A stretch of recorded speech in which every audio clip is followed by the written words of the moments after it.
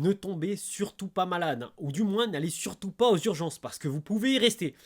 Mais pas pour les raisons pour lesquelles vous pensez, voilà. Préparez-vous, c'est les actus chelous.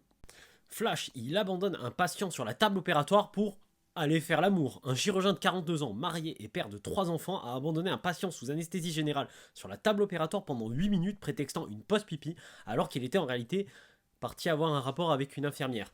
Pris en flagrant délit par une collègue, il vient d'être autorisé par le tribunal à continuer d'exercer. Nos vies n'ont aucune valeur, voilà, nos vies n'ont aucune valeur. Hein. Tonton, je ne te félicite pas. Juste pour vous rassurer, l'info de tout à l'heure, c'était en Angleterre. En France, c'est différent, hein, parce qu'alerte info, irréel, un patient d'un hôpital public parisien se fait retirer le mauvais rein.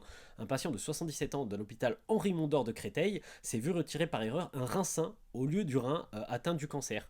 Transféré dans un autre hôpital, il a subi une intervention en urgence et si son pronostic vital n'a pas été engagé, il devra désormais vivre avec les conséquences de cette opération ratée. Donc bac plus 10, il connaît pas sa droite et sa gauche. Mais la droite à moi ou à lui? J'ai confondu, hein. Et pour bien se rendre compte de la folie de ce nouveau monde, la superstar d'OF Sophie Rayne, 20 ans, a annoncé son nouveau projet intitulé Gooning for Good, dans lequel tous les revenus générés par ses pages seront reversés pour nourrir des familles en difficulté aux États-Unis. Elle génère sur OF jusqu'à 4 millions de dollars par mois en 2024. Donc elle va sauver plus de vies que les deux médecins d'avant, quoi. Donc elle vend des photos de ses pieds pour nourrir des familles pauvres. Je ne comprends plus rien à ce monde, je comprends plus rien.